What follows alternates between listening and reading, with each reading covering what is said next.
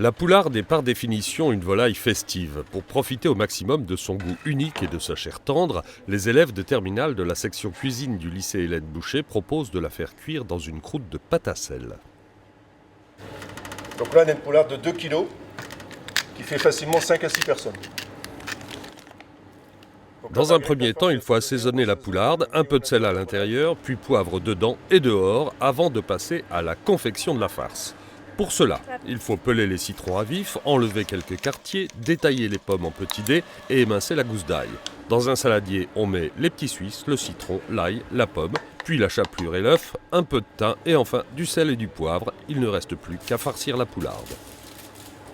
Pour la pâte à sel, on aura besoin de 600 g de farine, de 300 g de gros sel, de 170 g de blanc d'œuf et de 170 g d'eau, ainsi qu'un peu de thym et de laurier séché.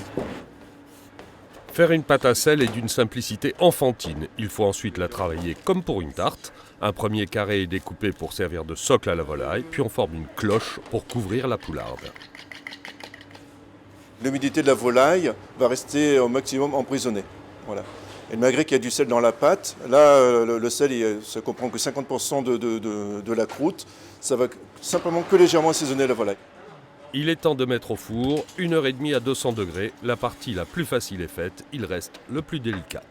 Et nous mettons à cuire 1h30 à 200 degrés. Ce qui est plus facile, c'est la pâte à sel, vu qu'on peut la faire par les enfants. C'est comme celle qu'on apprend dans les écoles. Après, la partie plus compliquée, ça va être le découpage de la poularde et la confection de la sauce. Si on cuit trop vite, si on cuit trop fort, ça peut vite se séparer et après c'est bon pour la poubelle. Il faut surtout pas chercher à aller trop vite, c'est comme ça qu'on fait des erreurs. La sauce est donc faite d'un bouillon de légumes auquel on ajoute un peu de crème et il faut faire réduire le tout. Quand les petites bulles se forment, on ajoute lentement les dés de beurre bien froids. Enfin, on termine avec du foie gras et un peu de persil.